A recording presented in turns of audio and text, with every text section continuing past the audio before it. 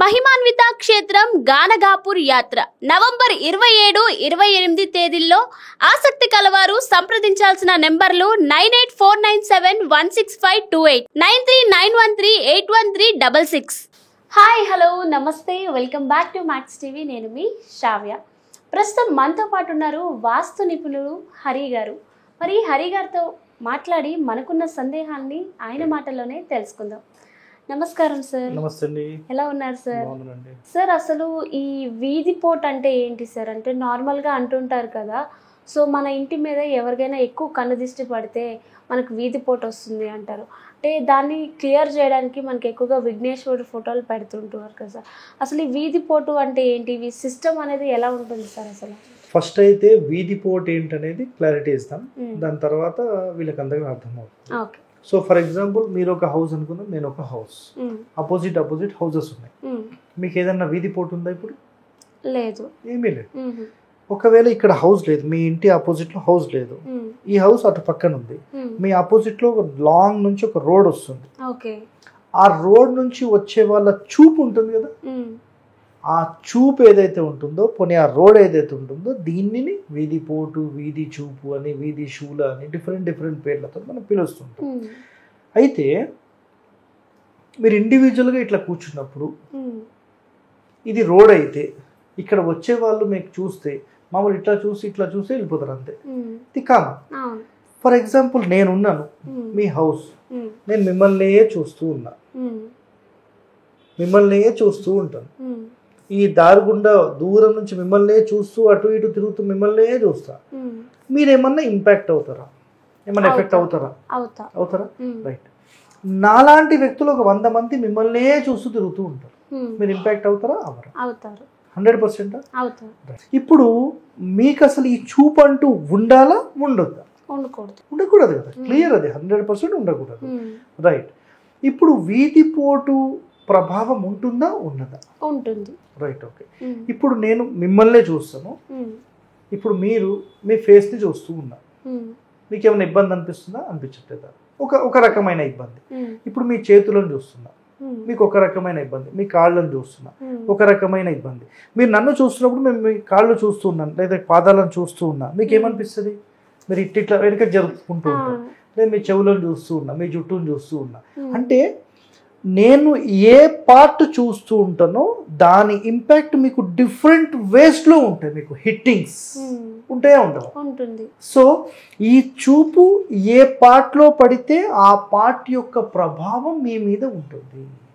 అట్లా ఒక గృహ నిర్మాణానికి సంబంధించి ఈశాన్యంలో తగిలితే ఒక రకంగా, తూర్పులో తగిలితే ఒక రకంగా, ఆగ్నేయంలో తగిలితే ఒక రకంగా, ఇట్లా డిఫరెంట్ పార్ట్స్లో తగిలినప్పుడు దాని ఇంపాక్ట్ దాని ప్రకారంగా మీకు ఇంపాక్ట్ చేస్తుంది.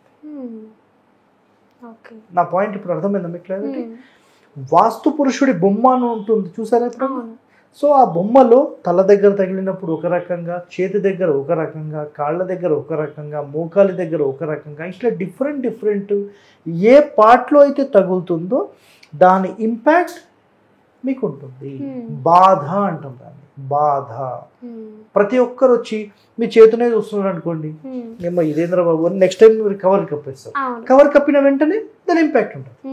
అట్లా ఈ వీధి పోటు కానీ వీధి చూపు కానీ ఏ ఇంటికైతే ఉంటుందో చాలా సింపుల్ రెమెడీ చేసుకోవచ్చు.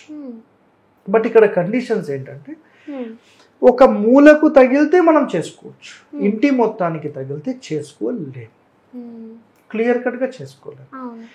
ఇంటి మొత్తానికి తగిలినా ఆ ఇల్లు యూజ్ అవుతుంది. దేనికోసం అవుతుందంటే, ఒక కమర్షియల్ బిల్డింగ్కి వాడుకోవచ్చు, కమర్షియల్ కాంప్లెక్స్ చేసుకోవచ్చు, అందులో మీరు షాప్స్ కానీ మిగతా ఏవైనా మీరు పెట్టుకోవచ్చు. హోటల్ అనుకోండి, ఒక షాప్ అనుకోండి, లేదు అంటే హార్డ్వేర్ షాప్ అనుకోండి, ఇవన్నీ బిజినెస్ పరంగా నడుస్తుంది. బట్ ఇండిపెండెంట్ హౌస్ కి ఇండివిజువల్గా ఎవరైనా రెసిడెన్స్ ఉండడానికి పనిచేయదు. మీరు ఉదయం వస్తారు, ఎగ్జాంపుల్ మీ షాప్ ఉంది, షాప్ లో కూడా ఎంతో మంది వస్తుంటారు, చూస్తుంటారు, వెళ్తూనే ఉంటారు, మీకు ఇంపాక్ట్ ఉండదు. పక్కింటోడు మీ కిటికీల నుంచి మిమ్మల్ని చూస్తుంటే అప్పుడు చెప్పండి, మీరేమంటారు? షాప్ లో మీరేం మాట్లాడరు, ఉదయం వచ్చి సాయంత్రం వెళ్ళిపోతారు, ఏం మాట్లాడరు. పక్కింటోడు కిటికీలో నుంచి అట్లా చూస్తూ ఉన్నాడు అనుకోండి, పడిందా వీడికి కన్ను పడిందా నా షాప్ మీద అంటారు. షాప్ కాదు, ఇల్లు ఇల్లే. ఓకే, ఇంట్లో అంటారా? ఇంట్లోనే ఇంపాక్ట్ ఎక్కువ ఉంటుంది, కానీ షాప్ లో అంత ఇంపాక్ట్ కనపడదు మీకు, ఎందుకంటే రెగ్యులర్ గా మీ పనుల మీద మీరు బిజీ ఉంటారు. ఇంటి లోపల అలా ఉంటుంది. కాబట్టి మీరు 100 సమస్యలు పెట్టుకొని మీరు ఇంటి నుంచి బయటపడండి. మీకు ఎన్నో సమస్యలు ఉన్నాయి, ఇంటి నుంచి బయటపడండి. మీరు వన్స్ ఎప్పుడైతే షాప్కి రీచ్ అయ్యారో, క్లీనింగ్ చేసుకోవడం, వచ్చే కస్టమర్లకు వాళ్ళకి ఏం కావాలో అవి ఇవ్వడము, సామాన్లు తీయడము, ఇందులో మీరు బిజీ అయిపోయి మీ సమస్యలన్నీ పక్కకు పెట్టేస్తారు. సో ఈ బిజినెస్లో ఏదైతే ప్రాబ్లమ్స్ ఉన్నాయో, ఇంకా సామాన్లు తీసుకురావడము తీసుకుపోవడం, వీటన్నిటిలో మీరు మొత్తం మీ మనసంతా అక్కడ పెట్టేసేసి ఇంకా మిగతా ఏ ప్రపంచం గురించి మీరు ఆలోచించక అక్కడ ఉన్నంతసేపు ఆ షాప్ గురించి ఆలోచిస్తారు, బిజినెస్ గురించి ఆలోచిస్తారు. ఇదంతా అయిపోయి మీకు కాళ్ళు నొచ్చో నడుము నొచ్చో ఇంటికి పోయి అబ్బా ప్రశాంతంగా ఇప్పుడు వచ్చినా బాబు అని అనుకున్న వెంటనే ఆ ఇంటి లోపల అడుగుపెట్టిన మరుక్షణం గనక మీకు ప్రశాంతంగా లేదు. ఇంటికి ఎగ్జాంపుల్, ఇప్పుడు మీరంటే మాట్లాడతారు, హస్బెండ్స్ చాలామంది రివర్స్ మాట్లాడరు. ఆ మాట ఏంటంటే, ఒక్కసారి హైదరాబాద్ ట్రాఫిక్లో మొత్తం తిరిగి తిరిగి తిరిగి అలసిపోయి ఇంటికి వచ్చి అట్లా హస్బెండ్ కూర్చున్నప్పుడు, ఏమండి చాలా ట్రాఫిక్లో వచ్చినట్టున్నారు, కొంచెం టీ పెట్టమంటారా, వాటర్ ఇవ్వమంటారా అని ఒక మాట మాట్లాడితే ఎలా ఉంటుందంటారు? మనసుకి మంచిగా అనిపిస్తుంది. ఉంటుందా? అదే అంత కష్టపడి అలసిపోయి వచ్చి అబ్బా నడుమును వచ్చి ఇలా కూర్చున్నప్పుడు ఏమైందండి కూరగాయలు తీసుకురమ్మన్నా, ఏడున్నాయి కూరగాయలు అన్నారు అనుకోండి, చిరాకు వస్తుందా? వస్తుంది. సో ఒక ఇంటి నిర్మాణం డ్యామేజ్ జరిగితే, ఇప్పుడు ఈ వీధి పోటు ఈ ఇంటికి ఉందనుకోండి, ఈ ఇంటి లోపల ఎప్పుడు ఇలాంటి మాటలే నడుస్తూనే ఉంటాయి. అంటే ఇంటి లోపల మనుషులకే డిస్టర్బెన్సెస్ ఉంటాయి. కాబట్టి మన ఇంటిపై ఎవ్వరి చూపు పడకూడదు. ఒక మూలకు పడితే ఒక banner కట్టేసుకోండి, problem solve.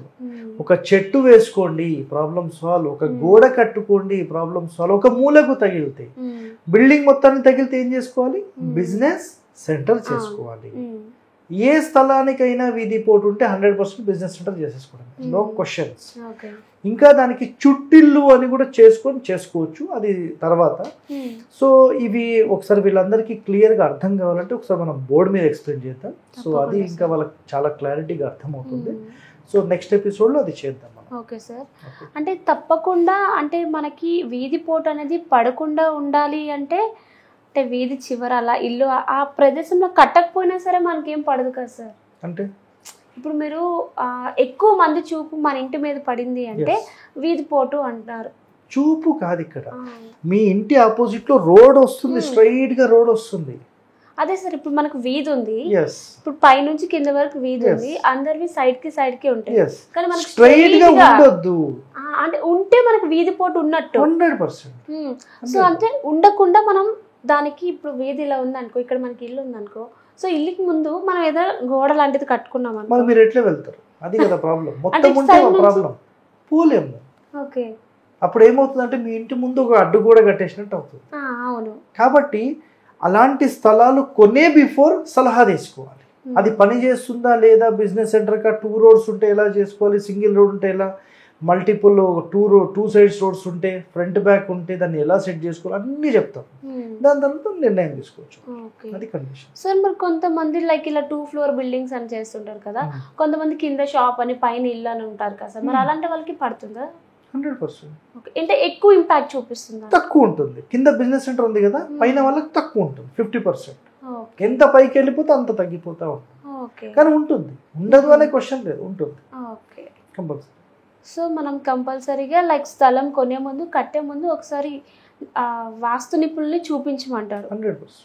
Yes, exactly sir, చాలా చక్కగా చెప్పారు. Thank you so much.